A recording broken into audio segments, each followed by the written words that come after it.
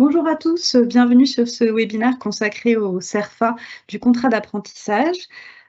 Ce webinaire est une durée de 45 minutes avec une présentation d'un diaporama qui sera disponible en téléchargement et également un temps d'échange. C'est pourquoi n'hésitez pas à utiliser le module de conversation pour interagir et poser vos questions. Donc, à l'issue du webinaire, le replay sera disponible sur le site de la Fédération des OGEC et vous pourrez bien sûr télécharger le support de présentation. Donc, on a souhaité organiser ce webinaire pour répondre aux questions des établissements sur le volet CERFA et sur les éléments indispensables à transmettre. Donc, on va, dans un premier temps, revenir sur le formulaire, les formulaires à utiliser, le rôle de l'OPCO-ACTO, les points de vigilance à maîtriser sur le CERFA et sur la Convention.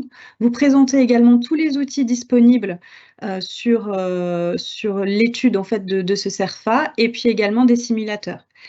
J'ai le plaisir en fait de co-animer ce webinaire avec Émilie Julien, directrice de l'agence Excellence Pro, que je laisse se présenter. Ton micro, Émilie, pardon, il est coupé. Merci, la mauvaise idée de le couper. Bonjour à tous et merci de votre participation à ce webinaire, un webinaire important pour bien enregistrer son contrat d'apprentissage auprès de l'OPCO. C'est un enjeu de répondre à vos obligations légales en tant qu'employeur et la bonne complétude de ce CERFA est un enjeu de réussite pour pouvoir également toucher vos aides aux entreprises. Un CERFA mal complété est un CERFA qui n'était pas bien déposé, qui ne vous permettra pas de toucher les aides aux entreprises. Je suis accompagnée également d'Alexis, je fais le relais Aurélie Guittard, qui se charge justement de l'enregistrement des contrats d'apprentissage et je le laisse se présenter. Bonjour à tous, donc Alexis Guittard, moi je suis responsable du pôle administratif apprentissage au sein d'Acto. Donc c'est vrai que c'est mon pôle qui va se charger d'instruire et de financer les contrats d'apprentissage que l'on va recevoir au sein d'Acto. Donc en effet, là, l'idée du webinaire, c'est de vous présenter, de vous rappeler toutes les pièces à transmettre, la complétude, comment compléter un CERFA, comment compléter aussi une convention, même si potentiellement c'est au CFA de compléter la convention. Donc sur les éléments, sur les deux pièces essentielles à nous transmettre, alors déjà les pièces à utiliser. Donc bien entendu le CERFA, donc à compléter. Surtout prenez la peine de télécharger la notice qui est sur le site aussi des services publics. La notice pour bien compléter, parce qu'on parle beaucoup sur le CERFA avec des codes. Là, par exemple, sur l'exemple qu'on vous a mis, le type d'embauche, donc c'est beaucoup de codes, donc on a besoin de la notice pour compléter correctement le CERFA. Donc voilà, c'est vraiment les deux pièces essentielles à utiliser. Le CERFA, donc bien entendu, vous allez nous transmettre à compléter avec la notice. La convention de formation que vous allez conclure avec le CFA, qui est à nous transmettre, alors hormis si on est dans le cadre d'une formation interne. Et après, on peut avoir des pièces complémentaires éventuelles, notamment la convention tripartite, pour alors des contrats d'une durée inférieure à 12 mois, ou surtout inférieure ou supérieure, un contrat d'une durée supérieure ou inférieure à celle habituelle du cycle de formation. Voilà, c'est les deux pièces, enfin ça peut être une pièce complémentaire. Et enfin, une annexe pédagogique et financière. Là, on est vraiment dans le cadre de la formation interne. En fait, l'annexe pédagogique et financière, c'est ce qui va venir remplacer la convention de formation, puisque dans le cadre d'une formation interne, on n'effectue pas de convention, parce qu'on ne conventionne pas entre guillemets avec soi-même. Donc, c'est l'annexe pédagogique et financière qui va venir remplacer cette convention de formation. Donc, voilà pour les pièces à transmettre. Le rôle de l'OPCO, donc on a des missions qui nous sont données par l'État, par la loi. Donc on a 4 points de contrôle. L'éligibilité de la formation, donc savoir si une formation est bien éligible au dispositif apprentissage, le respect de l'âge d'entrée en apprentissage, la présence d'un maître d'apprentissage et le respect de la grille de rémunération. Donc on parle du minimum légal. Potentiellement, si un de ces 4 points n'est pas rempli, ça conduit à un refus de prise en charge. Donc je précise quand même qu'avant de refuser un contrat d'apprentissage, bien entendu, on va éditer une relance. Si on a un petit souci sur la rémunération ou un petit souci sur l'âge, éventuellement s'il y a eu des erreurs, bien entendu qu'on va relancer avant de refuser. Donc si le dossier n'est pas complet, on vous adressera alors soit une relance à vous, soit directement au CFA. Et on vous a aussi rappelé le rythme de financement, puisque en fait sur l'apprentissage, c'est un rythme de financement par échéancier dans le cadre légal. Donc on vous a rappelé contrat supérieur à 12 mois, c'est 40% 30 jours après l'envoi de l'accord de prise en charge. Et après, c'est 30% au 7e mois, 30% au 10e mois. Et puis après, sur les années qui suivent, on rétablit le même rythme. Pour les contrats inférieurs à 12 mois, là, on va être à 50% du niveau de prise en charge dans les 30 jours à compter de la réception de l'accord. Et après, ce sera 25% au 7e mois et le solde à la fin du contrat. Donc voilà pour le rythme de financement qui est assez cadré, qui est même très bien cadré dans le cadre du contrat d'apprentissage.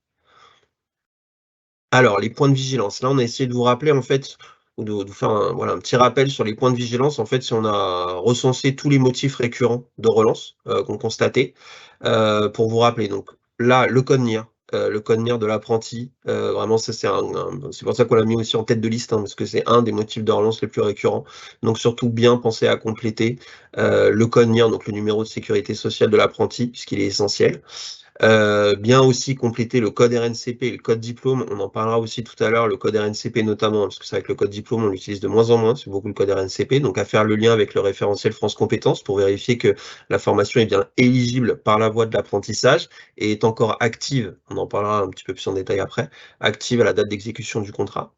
Alors, le numéro de contrat précédent, ça aussi c'est important quand tu es dans le cas d'une succession de contrats d'apprentissage, pour des motifs de rupture notamment, il faut absolument nous remplir le numéro de contrat précédent pour qu'on arrive à faire le lien avec le précédent contrat. Une petite remarque. Et là, j'ai une petite remarque, effectivement. Il me semble qu'en fait, important de souligner que vous avez surligné sur le CERFA la situation avant ce contrat. Et Oui. en fonction du champ indiqué, si on a indiqué que le jeune a déjà un contrat d'apprentissage, eh bien, il faut absolument récupérer ce numéro. Et en fait, il faut être cohérent dans sa complétude du CERFA, en fait. Voilà, c'était pour compléter cette petite information. C'est ça. Donc c'est vrai que la situation de l'apprenti avant contrat est une information en effet essentielle, notamment dans le cadre de ces successions. Et en effet, si la situation de l'apprenti était en contrat d'apprentissage avant la signature du nouveau contrat, bien penser à nous compléter ce numéro de contrat précédent. Donc les informations après de tout ordre liées à l'apprenti. Le type d'employeur, ça aussi c'est important de nous compléter parce qu'on remarque que par moment il est pas complété, donc du coup ça vaut un motif de relance puisqu'on est dans l'obligation de l'avoir. Alors le maître d'apprentissage, donc bien complété, on va le voir aussi, hein, le maître d'apprentissage, les données ont évolué avec le nouveau CERFA, ce sera la partie juste après. La nature du contrat. Alors c'est vrai que la nature du contrat, alors elle est tout en haut sur le CERFA et c'est vrai que notamment c'est le mode contractuel, hein, de l'apprentissage. C'est vrai que c'est tout en haut et beaucoup d'entreprises en fait ne comprennent pas ou ne voient pas que cette case-là doit être complétée. Alors le mode contractuel c'est hyper important, c'est donc CDI ou CDD potentiellement. Et là potentiellement ça vaut aussi une relance puisque s'il n'est pas complété, aux yeux de la loi, ce sera un CDI par défaut. Donc il faut absolument compléter la nature ou le mode contractuel, peu importe comment on l'appelle. La rémunération, donc ça, c'est pas que c'est pas complété, souvent c'est complété, mais potentiellement c'est vrai que sur l'apprentissage, les règles de rémunération sont quand même en effet assez compliquées et à appréhender. Donc on a un simulateur, on va le voir juste après, il y a un simulateur de rémunération qui est mis à disposition par Acto pour vous aider justement à déterminer la rémunération à verser pour l'apprenti. On vous a juste rappelé rémunération, c'est à entendre par année de contrat et non de formation, puisque c'est vrai que on peut avoir aussi des questions, par exemple un jeune, un apprenti qui intègre directement en contrat d'apprentissage sa deuxième année, une deuxième année de BTS par exemple, on se demande s'il faut le mettre sur deuxième année ou première année. Non, c'est vraiment entendre par année de contrat, donc même si c'est normalement un cycle qui est fait sur 2 ans, mais que le contrat n'est fait que sur la dernière année, c'est la première année à compléter. Bien vérifier aussi les dates de formation entre la convention et le CERFA, puisque alors par moment on s'aperçoit aussi que sur les CERFA, on a des dates de début de contrat ou des dates de début de formation qui ne coïncident pas avec la convention. Donc ça, bien être vigilant sur ce point-là. Et bien entendu, la date de conclusion, donc c'est la date à laquelle on va signer le contrat d'apprentissage. On va aussi vous faire un petit rappel sur les dates, puisque c'est vrai que le contrat d'apprentissage en termes de date est quand même assez bien fourni. Donc on va vous faire un petit laïus sur les différentes dates. Donc voilà pour les points de vigilance sur le CERFA. Donc c'est vrai qu'on a essayé de mettre en rouge, voilà, pour bien qu'on visualise les différents champs qui potentiellement par moment ne sont pas complétés. Et après on vous avait fait un petit point de vigilance sur la convention. Alors c'est vrai que vous n'êtes pas forcément c'est pas vous qui allez émettre la convention de formation, mais vous allez la signer, donc il faut quand même que vous puissiez aussi veiller à ce qu'elle soit bien complétée. Donc le code RNCP, l'intitulé de la formation, ça c'est une information primordiale sur la convention de formation. Les modalités d'organisation de la formation, donc que ce soit en présentiel, en distanciel. Les modalités financières, alors ça pour le coup c'est hyper important pour vous, puisqu'il faut aussi faire le lien avec le niveau de prise en charge. Donc pareil, on a un petit simulateur de financement qui vous permet en fait de calculer le niveau de prise en charge qui va être financé. Donc c'est important, pourquoi? Puisqu'il peut y avoir un reste à charge. C'est-à-dire que si le CFA qui dispense la formation a un coût qui va au-delà du niveau de prise en charge, potentiellement c'est un reste à charge pour l'entreprise. Donc là, pour le coup, il faut être très vigilant sur l'éventuel reste à charge qu'il pourrait y avoir. L'incohérence sur les dates, alors bon, c'est un peu le parallèle avec le CERFA, donc bien vérifier que les dates sont bien en lien avec celles indiquées sur le CERFA, et bien entendu, signature et cachet des parties, donc vous et le CFA. Donc il faut absolument que la convention de formation soit signée par vous, puisque en fait, c'est ce qui va gérer une relation comme une relation contractuelle. Une convention de formation, c'est comme un contrat entre le CFA et l'employeur. Hop, donc les outils à votre disposition, donc j'en ai rapidement parlé, je vais pas forcément vous les détailler. Alors là, vous avez tous les outils à votre disposition, c'est tous les liens en fait, donc les liens du service public et aussi les liens vers tous les services proposés par Acto. Donc vous avez le modèle de CERFA, la notice, le référentiel, les différents référentiels, les deux simulateurs dont je vous parlais, financement et rémunération, et puis après voilà des choses telles que les secteurs d'activité, le conseiller Acto et notre site internet. Donc, on ne peut que vous inviter à surtout vous servir et à utiliser, à outrance les différents outils qui vous sont donnés par le service public ou par Acto pour vous aider à compléter le CERFA et ou la convention de formation.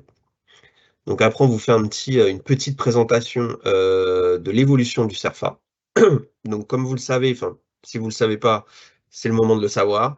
Le 20 avril, les services publics ont publié un nouveau CERFA. Donc, vous allez le voir, on vous a listé les principales évolutions.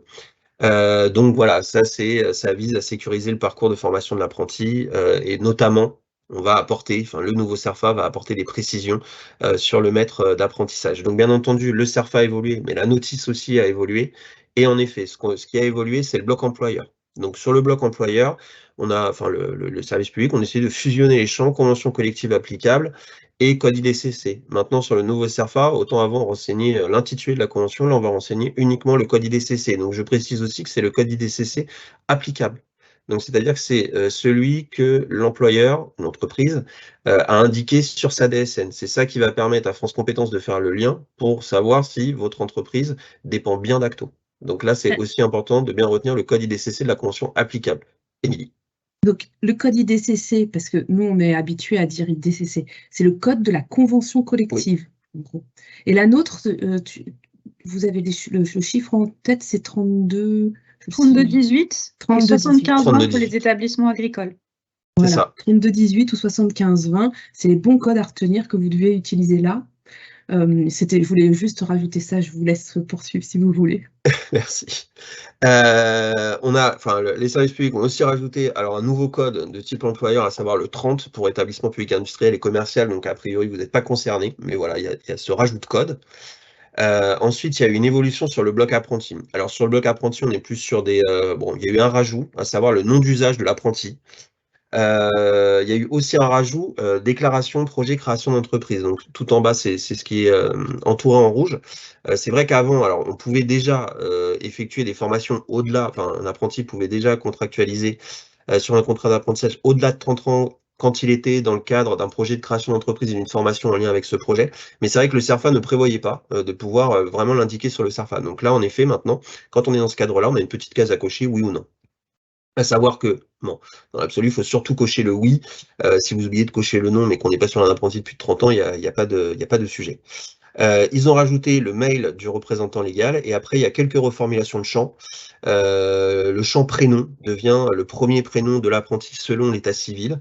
Et ensuite, ils ont reformulé pour tout ce qui est déclaration est inscrit sur la liste des sportifs, entraîneurs, arbitres et juges sportifs de haut niveau. Qui devient, ils l'ont un petit peu raccourci, déclare est inscrit sur la liste des sportifs de haut niveau. On a un nouveau code aussi, le nouveau code c'est le 64, qui permet de renseigner bachelor université de technologie, à savoir le BUT. Et enfin, mais ça pareil, idem, vous n'êtes pas concerné, mais c'est vrai que dans le cadre du secteur public, le CERFA dans le cadre du secteur public ne prévoyait pas de demander le NIR, maintenant il le prévoit, mais là pour le coup, ça ne vous concerne pas. Alors, grosse évolution, le bloc maître d'apprentissage, puisque c'est vrai qu'aujourd'hui, sur le nouveau CERFA, on va demander maintenant le NIR, le mail, l'emploi occupé, diplôme ou titre le plus élevé obtenu, niveau de diplôme ou titre le plus élevé obtenu, donc avec un petit rajout de notice, notamment en lien avec ce bloc-là. Donc ça, c'est vrai que c'est nouveau champ. Donc pour info, puisque c'est vrai que maintenant on parle, en tout cas on illustre bien diplôme, au titre le plus élevé obtenu, niveau de diplôme. Donc pour ceux qui auraient un doute, alors le diplôme n'est pas forcément nécessaire, c'est pour ça qu'on vous a rappelé les règles pour devenir maître d'apprentissage. Le diplôme n'est pas forcément nécessaire pour être maître d'apprentissage, puisque on peut être maître d'apprentissage sans pour autant avoir le diplôme à partir du moment où on va justifier d'une expérience de 3 ans dans un champ de compétences qui est en lien avec le diplôme suivi par l'apprenti. Donc c'est pas, voilà, faut pas forcément s'inquiéter par l'ajout de ces champs en se disant, bah non, mais si j'ai pas les diplômes requis, je peux pas être maître d'apprentissage. Si, à partir du moment où on a une expérience qui justifie de pouvoir être maître d'apprentissage, il n'y a aucun sujet. Donc voilà pour le petit bloc maître d'apprentissage. Sur le bloc contrat, donc on a ajouté une date, date de début de formation pratique chez l'employeur. On va en reparler tout à l'heure. Bon, date de début de formation pratique chez l'employeur, en fait, il faut le traduire par date de premier jour en entreprise. Voilà, c'est comme ça qu'on peut le traduire.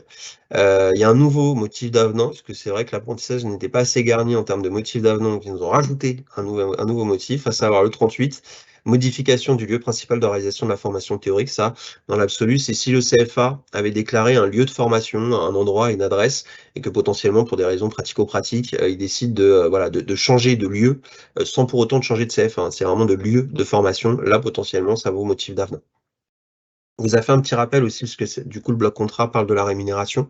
On vous a fait un petit rappel sur la rémunération. Donc, juste pour vous rappeler que la loi, elle impose un minimum, c'était le minimum réglementaire, mais qu'il n'y a pas de maximum. C'est-à-dire que si vous souhaitez rémunérer plus un apprenti, il n'y a pas de souci. D'accord ? Il faut juste respecter le minimum, mais on peut être au-dessus du minimum légal. Et idem, un petit rappel sur les précédents contrats, c'est-à-dire que si un apprenti, on est dans le cadre d'une succession de contrats d'apprentissage, là, pour le coup, l'apprenti ne pourra pas être rémunéré moins que la dernière année de son précédent contrat. Et quand je dis ça, c'est vraiment au sens, c'est pour ça que c'est bien rappelé en rouge, c'est au sens du minimum légal. Puisqu'après, on peut avoir sur un précédent contrat des SMC, des SMC très élevés. Bien entendu, que vous, qui n'appliquez pas, ou si vous appliquez des SMC qui sont moindres, vous n'êtes pas obligé de rappliquer le SMC de la précédente convention collective. Non, c'est au sens minimum légal du terme que vous devez le rémunérer. Voilà pour la partie bloc contrat. Non, là on va passer à la partie bloc contrat justement. Non, là on est sur la partie bloc formation. Je pense que c'est moi qui ai dû faire une petite coquille. Oui.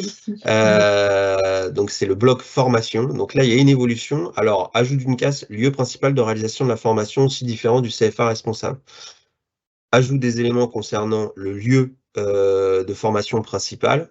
Et après, il y a une petite modification d'intitulé, date de début de formation en CFA, qui avant s'appelait date de début du cycle de formation.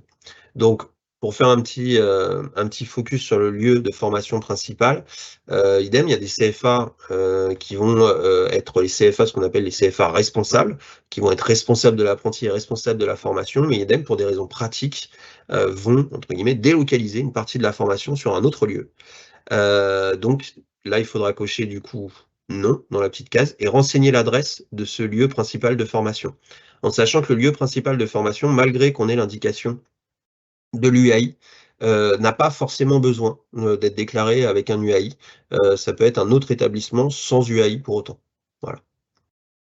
Si je peux me permettre, Eh ben oui. à ce sujet, vous le savez, dans notre réseau, on a nombreux CFA qu'on appelle hors les murs, en fait, qui sont organisés, qui accompagnent des lycées professionnels qui développent l'apprentissage en tant qu'UFA. Et justement, la possibilité de pouvoir indiquer le lieu de l'UFA nous permet aussi de connaître en proximité là où se réalise vraiment la formation et donner de la visibilité au site, à l'UFA en fait. C'est ça. Et il me semble que pour notre réseau, c'est précieux parce que ça permettra dans les systèmes d'information publique de donner une meilleure visibilité à l'offre de formation en UFA. Alors, pour poursuivre, excusez-moi pour le... mais je vous en prie. Sur cette partie-là, on vous a fait un petit rappel sur les dates, parce que c'est vrai que je vous ai expliqué que le contrat d'apprentissage est très bien fourni en termes de dates. Donc, on vous a en fait un peu défini ou détaillé les différentes dates qui apparaissent sur le CERFA apprentissage. Donc, il y a la date de conclusion. Donc, celle-là, en fait, c'est la date de signature du contrat, donc qui ne peut être postérieure à la date d'exécution. La date d'exécution du contrat, en fait, ça, c'est la date de premier jour de contrat. En sachant que cette date d'exécution du contrat, donc la date de premier jour de contrat, ça peut être soit la date de début de formation en CFA, donc en gros la date du premier jour de formation, soit la date de début de formation pratique en entreprise, qu'on peut traduire par la date du premier jour en entreprise. Donc en fait, quand on conclut un contrat, on peut avoir une date de conclusion, on peut avoir une date d'exécution du contrat qui se situe après, on peut, du coup, sur cette date d'exécution du contrat, l'apprenti peut soit commencer son contrat directement en CFA, à savoir le premier jour de formation, soit en entreprise, et là, dans ces cas-là, on va être sur la date du premier jour en entreprise. Je crois qu'il y a des petites questions a priori, mais que moi, je ne vois pas. Et on les traitera après. D'accord. On a ce qu'il faut. Idem. J'avance ou non, Bah oui, peut-être un alors point sur juste le le code petit rappel. RNCP? Voilà, j'en ai parlé tout à l'heure sur le code RNCP, donc ça, faut être vigilant. C'est pour ça qu'on vous a mis le lien vers le référentiel France Compétences. En fait, il y a 2 points de vigilance à avoir. Donc déjà, savoir si la formation est bien éligible à ce qu'on appelle la voie de l'apprentissage, puisqu'il y a certaines formations qui, pour le coup, ne sont pas encore ouvertes à l'apprentissage. Donc ça, c'est le premier point de vigilance. Et le deuxième point de vigilance, c'est bien vérifier qu'à la date d'exécution du contrat, donc la date de premier jour de contrat, elles sont encore actives, puisque vous savez, il y a certains diplômes ou certains titres qui vont tomber en inactivité. Donc, il faut bien vérifier qu'à date de premier jour de contrat, elle soit bien active. Après, elle peut tomber en inactivité au cours du contrat. Ça ne remettra pas en cause du financement, voilà, la formation ira bien jusqu'au bout et le financement ira bien jusqu'au bout, mais elle doit être active à date de premier jour de contrat. Alors là, on vous a fait une petite présentation, une espèce de petit tuto sur le simulateur de financement. Donc en fait, voilà, vous avez quelques champs à renseigner sur la date de début de contrat, la date de fin, la date de début de formation. Du coup, on va avoir un calcul automatique de la durée de formation. Ensuite, donc ça, c'est vraiment pour déterminer la durée la durée du contrat. Et ensuite, un autre bloc pour déterminer, du coup, là, le coût. Donc en fait, vous allez choisir votre branche, vous allez choisir le diplôme et ensuite le niveau de prise en charge va se calculer en fonction de la durée. Donc c'est un outil, c'est-à-dire que ça ne vaut pas accord de financement, bien entendu, mais ça vous permet quand même, lorsque vous allez éventuellement contractualiser avec le CFA, de vérifier que la formation est prise alors en totalité ou en tout cas que le reste à charge ne soit pas trop important. Voilà, ça vous permet de conclure votre convention avec tous les éléments de connaissance et notamment la partie financière qui est quand même un élément prépondérant. Ensuite, on vous a fait, voilà, pareil, un petit tuto sur le simulateur de rémunération. Donc, c'est vrai que la rémunération sur l'apprentissage est quand même assez compliquée, assez complexe. Donc, là, on était sur, pareil, je pense qu'il y a une coquille sur le simulateur de rémunération, puisque là, on est sur le reste à charge et l'échéancier. Mais je veux bien que vous avanciez juste sur le slide d'après. Hop, voilà, pardon. Donc là, on est sur l'étape 1, les dates du contrat et l'âge de l'apprenti. Donc là, idem, c'est ce qui va nous permettre en fait de déterminer la durée du contrat et l'âge de l'apprenti, qui vont être des éléments en effet clés pour déterminer la rémunération. Ensuite, là, vous pouvez indiquer si vous avez un SMIC ou éventuellement un SMC dans l'absolu si vous en appliquez un. Et puis après, vous avez quelques questions, en tout cas oui, non, pour en fait vérifier si l'apprenti est éligible à ce qu'on appelle la majoration de 15%, en sachant que les 3 critères qui vous sont indiqués sont cumulatifs. Ensuite, vous allez choisir, vous allez pouvoir sélectionner la durée du cycle de formation, qui va en fait permettre de déterminer s'il doit être rémunéré comme une première année de contrat ou comme une deuxième année de contrat ou éventuellement comme une troisième année de contrat. Hop. Là, vous allez avoir l'étape 4 qui va en fait être la détermination de la rémunération. Donc, on vous a fait un petit rappel sur le tableau. En fait, c'est un pourcentage, hein, vous savez, c'est un pourcentage en fonction de l'année de contrat et de l'âge de l'apprenti. Oui, oui. Et là, peut-être, c'est vraiment important de rappeler que cette simulation, elle ne fonctionne qu'à condition qu'on soit sûr que le jeune n'ait jamais été en contrat d'apprentissage. Tout à fait. Parce que si jamais vous l'apprenez a posteriori, tout ce que vous aurez simulé ne sera pas juste. Donc c'est vraiment un point, on insiste un peu dessus, parce que des fois ça peut être un peu la mauvaise surprise où on rencontre un jeune, on se dit qu'il est super, on veut le recruter, puis au moment où on fait le CERFA, on découvre que c'est pas du tout le montant qu'on avait vu dans le simulateur, parce que le jeune en fait a eu déjà un premier contrat d'apprentissage. Je paraissait vraiment probant d'insister à ce moment-là sur le sujet. Je continue peut-être sur les slides? Oui, vous pouvez continuer. J'avance? Non, on est au bout.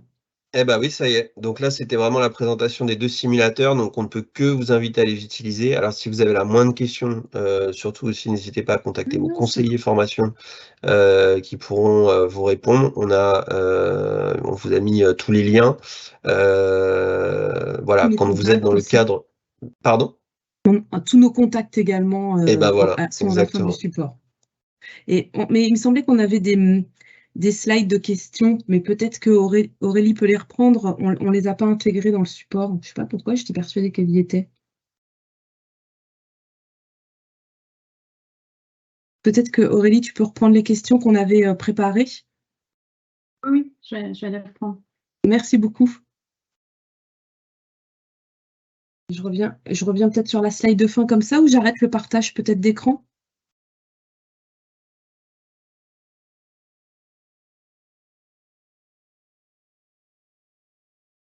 En tout cas, merci Alexis pour ces éléments. Je vous en prie. Ça m'a paru très clair. Alors, on avait préparé quelques questions pour... elles arrivent. Pour vous. Je ne crois pas qu'on ait eu de questions qui étaient posées par les participants. Donc, ça doit être vraiment limpide pour tout le monde. Ah si, j'ai une question. Concernant la rémunération, une classification en application de notre convention collective est-elle obligatoire? Alors là, en gros, dans notre convention collective, on n'a pas mis en place de majoration de rémunération pour les apprentis. Donc, on est sur le SMIC, et concernant le salaire minimum conventionnel, il s'agit de regarder sur le positionnement de l'apprenti, du poste de l'apprenti, si on a une classification spécifique à appliquer. Mais peut-être, Alexis, voulez-vous compléter mes propos? Non, à partir du moment où votre convention collective ne prévoit pas de ce qu'on appelle le salaire minimum conventionnel, en fait, vous devez vous référer au minimum légal, donc c'est-à-dire les pourcentages du SMIC, selon l'âge, ce qu'on vous a expliqué sur le simulateur de rémunération, puisque après il y a plusieurs critères: la durée du cycle, l'âge, la situation avant contrat, bien entendu, on l'a rappelé, si potentiellement il y a eu contrat d'apprentissage juste avant. Mais du coup, à partir du moment où vous n'appliquez pas de salaire minimum conventionnel, c'est vraiment le minimum légal, à savoir le SMIC, et du coup un pourcentage du SMIC. Merci Alexis. Voilà, je propose en fait des questions en fait qui étaient les plus posées, les plus fréquentes, et notamment quel était le délai entre la date de début de formation et la date d'exécution du contrat? Alors, le délai, normalement, alors c'est pas un délai potentiellement, oui, c'est un délai d'ailleurs, c'est 2 mois entre les deux. 3 mois, 3 mois entre les deux dates. Par exemple, si on veut l'illustrer, si jamais votre contrat, la formation commence le 1er septembre, le contrat d'apprentissage ne peut pas commencer avant le 1er juin. Juin, juillet, août. D'accord? C'est le maximum. Et de la même manière, pour aller plus loin, le contrat ne peut pas durer 3 mois au-delà de la date de début de formation. Donc, si la formation commence le 1er septembre, à partir du 1er décembre, il n'est plus possible de rentrer en contrat, de signer de contrat. Ça va? Et du coup, on peut poursuivre avec la fin de formation et la date de fin de contrat. Quel est le délai? On avait eu notamment des questions par rapport à la fermeture des établissements scolaires à partir du 15 juillet et comment en fait les salariés en apprentissage peuvent poser en fait des congés, et à quelle date du coup est déterminée la fin de contrat?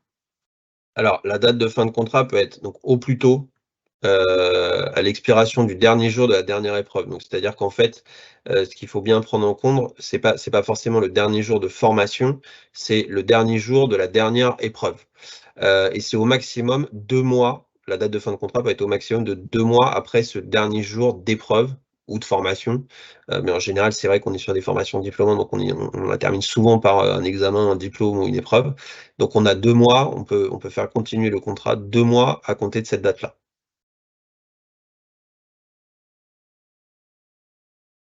On avait aussi une question par rapport aux apprentis qui seraient en situation de handicap.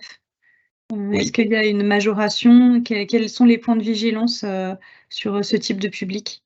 Alors, en effet, il y a une majoration qui, en effet, pardon, est possible pour les salariés en situation de handicap.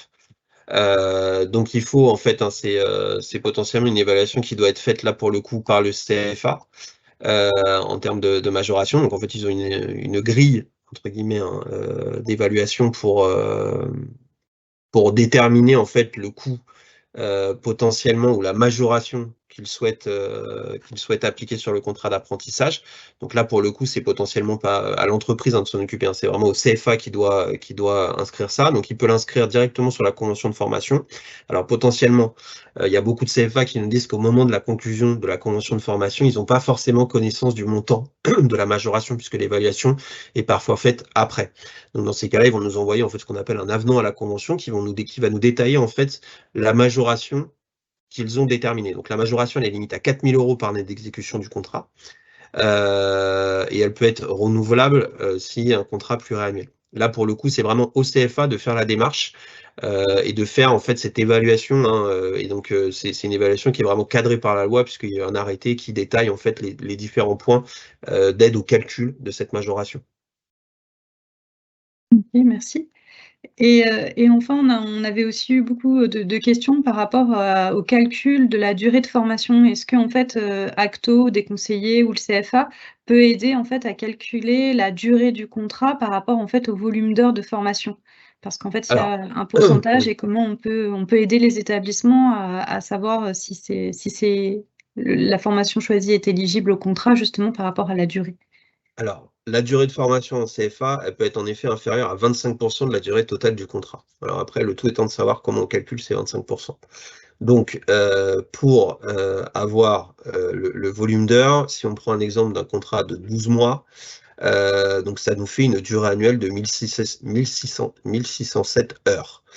Si on fait 25 %, c'est 402 heures de formation minimum pour un contrat de 12 mois. Donc pour un contrat qui fait pile poil 12 mois, on va être sur 402 heures de formation minimum. Donc bien entendu après, à proratiser en fonction d'un contrat qui fait 8 mois ou à multiplier en fonction d'un contrat qui va faire 24 mois. À savoir que la règle de ces 25 %, elle ne va pas s'appliquer dans le cadre des successions de contrats suite à une rupture. Donc je m'explique, si potentiellement un apprenti a commencé une formation, il y a rupture de contrat en plein milieu, il va re-signer un nouveau contrat d'apprentissage. Là, dans ces cas-là, on ne prendra plus en compte ce 25 %. Pourquoi? Parce qu'il y a certains calendriers de formation où il y a énormément de formations au début du contrat et beaucoup moins en fin de contrat. Donc potentiellement, la règle du 25 % ne pourra plus s'appliquer. Donc quand on est sur un contrat, un nouveau contrat, là potentiellement, il faut bien calculer ce 25 % de durée totale du contrat, donc contrat de 12 mois, 402 heures de formation minimum. Quand on est dans le cadre d'une succession de contrat suite à rupture, plus besoin de calculer les 25 %. Et quels sont les motifs justement de rupture d'un contrat par l'apprentissage? Alors, ils peuvent être de tout ordre, ça peut être des ruptures de commun accord, ça peut être, c'est souvent, des ruptures d'un commun accord, ça peut être aussi, là, potentiellement des abandons de formation. C'est-à-dire qu'en fait, il y a plus de contrat, c'est-à-dire qu'il y a rupture de contrat puisque le jeune abandonne la formation. Donc après, on peut avoir toutes sortes de motifs. Après, ça peut être à l'initiative de l'employeur, ça peut être aussi à l'initiative de l'apprenti. On peut avoir de toutes sortes de ruptures de contrat. Et peut-être, rajouter, là-dessus, quelques éléments. D'une part, de vous dire que le CFA qui accompagne le jeune dans certaines situations exceptionnelles, peut choisir d'exclure le jeune de la formation, si jamais, en tout cas, le jeune n'a pas respecté le règlement intérieur du CFA. Et dans cette situation, l'entreprise a la possibilité, si le jeune a été exclu de son CFA, l'entreprise a la possibilité d'interrompre le contrat d'apprentissage, de licencier l'apprenti, en fait. Sinon, l'entreprise, c'est pas aisé de rompre un contrat d'apprentissage pour elle. Et le plus souvent, quand ça se passe mal, ça se règle d'un commun accord, comme vous le disiez, Alexis. Je voulais juste rajouter cette situation propre au CFA et de vous dire également en tant qu'employeur, si les choses ne se passent pas bien avec votre apprenti, ma première recommandation est d'en parler avec votre CFA partenaire. Et de pas de gérer ça de façon isolée, puisque même si la relation contractuelle du CERFA est entre le jeune et l'entreprise, le CFA, d'une certaine manière, est partie prenante et doit pouvoir vous accompagner dans les problématiques que vous rencontrez en entreprise avec votre apprenti, si jamais c'était le cas. Voilà. Après, je me permets de compléter qu'après les DRETS, maintenant, on les appelle les DRIETS, de chaque région aussi ont des médiateurs. De l'apprentissage, alors qui potentiellement peuvent être... Pardon, Alexis, oui. c'est les CCI, les chambres consulaires qui ont les médiateurs. D'accord. Oui. Alors, du coup, vous avez la possibilité aussi de contacter des médiateurs de l'apprentissage. Alors, c'est vrai que c'est souvent les jeunes qui les contactent en premier lieu, mais potentiellement rien n'empêche un employeur de contacter les médiateurs de l'apprentissage pour toute problématique que vous rencontrez avec un apprenti. Donc, c'est vrai que le CFA, normalement, hein, doit absolument vous conseiller dans le cadre des problématiques que vous avez avec un apprenti, mais vous avez aussi les médiateurs qui peuvent aussi vous accompagner dans toutes les démarches ou en tout cas dans toutes les difficultés que vous pourrez rencontrer avec un apprenti. On a une autre question par rapport au contrat de travail. Est-ce que en fait, le CERFA fait office de contrat de travail ou est-ce que l'établissement doit en fait remplir un contrat de travail et une fiche de classif en plus du CERFA? Alors, en fait, le CERFA vaut contrat de travail. Donc, c'est-à-dire qu'une entreprise peut, entre guillemets, hein, se suffire de ce CERFA pour établir un contrat de travail. Après, par contre, une entreprise peut aussi décider, en plus du CERFA, de rédiger, parce que voilà, une norme ou des contrats de travail type peut aussi décider de compléter avec un contrat. Mais dans l'absolu, le CERFA se suffit à lui-même. Ok. Est-ce que vous aviez d'autres... Oui. Et on pourrait même dire qu'en fait, on peut pas se passer du CERFA apprentissage. Oui, si dans l'absolu, dans le cadre légal, on pourrait faire sans, et ben en fait, dans la réalité, non. Il faut absolument que le CERFA, toutes les informations du CERFA soient complétées comme le formulaire les présente, pour pouvoir rendre ce contrat de travail dans le dispositif apprentissage. Je le dis encore autrement, Alexis, vous me corrigerez si vous compléterez. Si vous ne complétez pas ce CERFA ainsi, on considérera que vous êtes dans un contrat de travail de droit commun. C'est-à-dire que vous n'êtes plus, si vous n'avez pas le CERFA apprentissage qui est envoyé à notre OPCO ACTO pour enregistrement, ça veut dire que vous avez pris un salarié en CDI au SMIC. D'accord ? J'insiste parce que, en gros, l'enjeu de la complétude du CERFA, c'est aussi ça. C'est vos obligations légales d'employeur. Si vous voulez que ce soit un contrat d'apprentissage, il faut faire ces démarches. Sinon, vous êtes dans le droit commun. Tout à fait. J'espère avoir été très... Mais je vous en prie, Tout à Alexis, fait, complétez. c'est vrai que pour le coup, vous pouvez. Alors, le CERFA, comme je vous l'ai dit, se suffit à lui-même. Certaines entreprises peuvent éventuellement, en plus du CERFA, le compléter avec un contrat selon leur charte, leurs normes RH. Mais c'est vrai que pour le coup, le CERFA est obligatoire. C'est-à-dire qu'on ne peut pas se soustraire pour le coup au CERFA. On peut le compléter avec un autre contrat, en termes de forme, hein, mais par contre, on ne peut pas se soustraire au CERFA puisque du coup, il y a des éléments dedans qui sont indispensables pour l'enregistrement du contrat.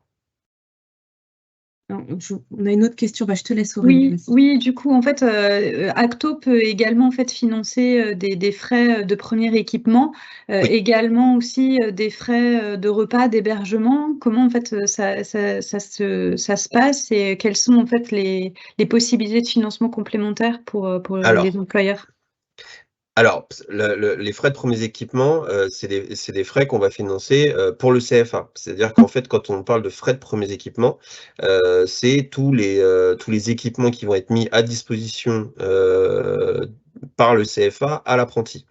Donc là, c'est un forfait de 500 €. Donc ces frais de premiers équipements, si besoin, par le CFA, ils doivent être indiqués sur la convention de formation, sachant qu'on n'a pas forcément besoin de connaître la nature du frais de premiers équipements, mais en revanche, il doit y avoir sur la convention de formation une indication sur frais de premiers équipements et le montant. Pour les frais de repas et d'hébergement, donc là, idem, c'est les frais de repas et d'hébergement qu'on va pouvoir financer au CFA à partir du moment où le CFA met à disposition de l'apprenti, alors soit alors une cantine éventuellement, ou en tout cas une modalité de restauration et ou une modalité d'hébergement, un internat, ou parce qu'il a conventionné avec éventuellement un hébergeur. Pour les frais de repas et d'équipement, on va être sur un forfait de 3 € par repas et sur un forfait de 6 € par nuitée. En sachant que pour ces frais-là, là, pour le coup, on n'a pas forcément besoin de les avoir sur la convention de formation, c'est-à-dire qu'on pourra les engager et les financer au fil de l'eau, puisque c'est vrai qu'il est difficile pour un CFA, quand il signe la convention de formation, en tout cas quand il a conclu, d'arriver à estimer le nombre de repas précis et le nombre de nuitées précises qui vont être effectuées par l'apprenti. Donc là, pour le coup, pas forcément besoin de les indiquer sur la convention de formation, c'est-à-dire qu'on va les engager et les financer au fil de l'eau en fonction de la facturation qu'on recevra des CFA. Et là, peut-être pour compléter, finalement, vous, en tant qu'entreprise employeur, c'est pas à vous de vous en charger, Non. c'est bien une mission confiée à votre CFA de réaliser les démarches en relation avec Acto pour prendre en charge le financement de ce premier équipement et éventuellement également de la restauration qu'il met en place au CFA et de l'internat, s'il en a un, qui met en place et les nuitées. Vous, en tant qu'entreprise, vous avez la possibilité d'apporter des avantages à votre salarié, c'est-à-dire que l'apprenti est un salarié à part entière dans votre établissement et il bénéficie des mêmes avantages et des mêmes contraintes que l'ensemble des collaborateurs de votre établissement. Donc si les collaborateurs ont la possibilité de déjeuner à la cantine de l'établissement à des tarifs privilégiés, vous devez également le proposer aux apprentis. Voilà, c'était pour compléter les éléments de réponse. Merci. Comme on n'a pas d'autres questions, je pense qu'on a fait le tour de tout ce qu'on pouvait dire sur le CERFA. Est-ce que vous voulez compléter par rapport à la prochaine rentrée? Non, bah, compléter, juste vous refaire une petite précision sur l'évolution du nouveau CERFA, puisque forcément, il va y avoir une période, entre guillemets, ce qu'on va appeler la période de cohabitation entre l'ancien et le nouveau CERFA. Donc, vous pouvez en effet continuer à nous envoyer l'ancien CERFA, l'ancien modèle de CERFA, donc sans les nouveaux champs que je vous ai présentés. Mais vous pouvez aussi commencer à nous compléter les nouveaux CERFA. D'ailleurs, je ne peux que vous inviter à commencer à compléter le nouveau CERFA. Ça permet, voilà, de commencer à l'appréhender, ce nouveau CERFA. Nous, on va bien entendu, là je parle au sens d'Acto, on va faire évoluer notre portail en conséquence, hein, c'est-à-dire qu'on va petit à petit ou d'un coup, venir rajouter ces nouveaux champs. Donc, juste pour vous préciser que si demain vous nous transmettez un contrat d'apprentissage avec ces nouveaux champs, mais que sur le portail vous ne les distinguez pas encore, pas d'inquiétude, vous complétez tous les champs que vous pouvez compléter, ça ne bloquera pas le financement ou ça ne le ralentira pas. Pour la période de cohabitation, a priori, on s'engagerait vers le 1er octobre, une date de 1er octobre pour au final arrêter la transmission de l'ancien CERFA. Donc à savoir qu'en fait, à compter du 1er octobre, ça c'est la date qui nous a été communiquée par la DGFP, le ministère du Travail. Donc c'est une date qui a priori pour l'instant est maintenue, mais on n'est pas à l'abri qu'elle évolue. En tout cas, à date, c'est celle-là. Tous les contrats qui seront conclus après le 1er octobre devront obligatoirement être faits sur le nouveau CERFA. En revanche, tous les contrats conclus avant le 1er octobre, on pourra encore accepter les deux. Mais je ne peux que vous inviter à d'ores et déjà utiliser le nouveau. Et alors, moi, je vais me permettre aussi de compléter, de vous dire que normalement, les CFA vous accompagnent sur ces sujets. Donc, il n'y a pas de raison aussi que vous ne trouviez pas l'appui du CFA qui forme votre apprenti dans la réalisation et la complétude de ce CERFA et la transmission des éléments Acto. De vous dire également que vous avez des conseillers Acto que j'espère que vous avez identifiés, qui sont normalement là pour vous aider. Et en plus, vous avez Émilie Julien, la directrice de l'agence Excellence Pro, qui se tient à votre disposition. Si jamais vous avez des questions, vous pouvez également me solliciter. Je me ferai un plaisir de vous répondre. En tout cas, merci à tous et je te laisse conclure donc le mot de la fin, Aurélie. Merci, merci à vous deux, merci Émilie, merci Alexis pour cette présentation qui est très claire et j'espère en fait que ça va pouvoir voilà, améliorer la communication au niveau du CERFA entre les employeurs, les établissements et Acto et ainsi accélérer en fait la mise en œuvre des contrats. Un grand merci à tous pour avoir suivi ce webinaire. Excuse-moi, je te coupe 2 secondes parce qu'on a une dernière question. Ah ok. Oui, donc c'est l'occasion d'y répondre. Alors moi, je ne la vois pas non plus. Pouvez-vous revenir sur la rémunération, sachant que nous avons bien un minimum conventionnel. Merci.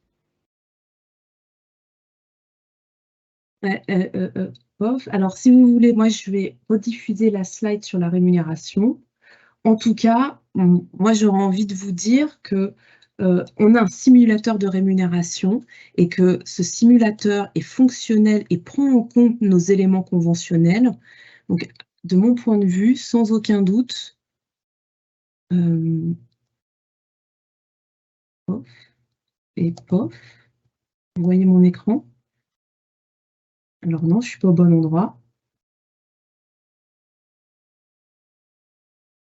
Sur le simulateur de rémunération. Qu'est-ce que vous en pensez? Je reviens sur le simulateur de rémunération. Non, il faut revenir sur le slide. Je crois que sur le simulateur de financement, ça va être hop. Je crois que c'est encore en dessous. Non, il faut redescendre. C'était dans l'autre sens, ouais, j'y ai ici. C'est ça. Il y a un moment, non, c'est encore en dessous. Enfin, il faut aller sur les slides d'après, je crois. Voilà, ici.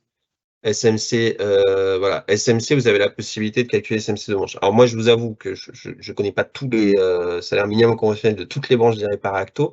Alors, dans l'absolu, si vous appliquez bien un salaire minimum conventionnel, en effet, il faut absolument que vous l'appliquiez. C'est-à-dire que on va partir sur une base légale pour les entreprises qui n'appliquent pas le minimum conventionnel.